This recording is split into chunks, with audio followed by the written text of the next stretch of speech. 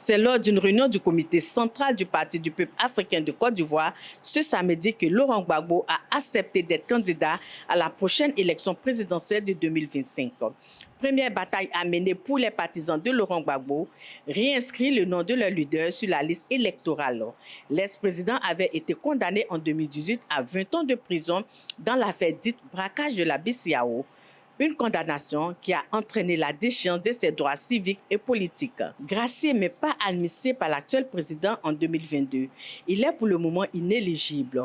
Conscient que toutes les conditions pour être candidat ne sont pas réunies, son parti espère et compte sur Alassane Ouattara pour voir son candidat parmi les principaux prétendants à la conquête du pouvoir présidentiel en 2025. Une question politique se règle de façon politique.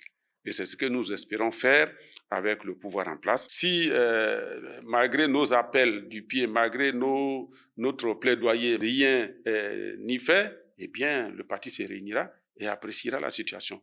Il appartient au président de la République de voir comment il règle ce problème.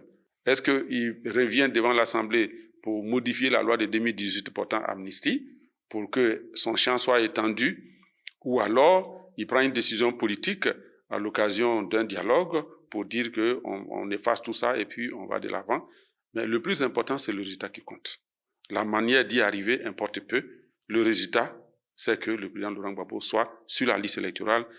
En attendant que le congrès extraordinaire qui devrait certainement avoir lieu le premier trimestre 2025 pour la désignation formelle, le PPAC continue de remobiliser ses troupes compte tenu des résultats catastrophiques obtenus lors des élections locales en 2022 pour être prêt pour la présidentielle.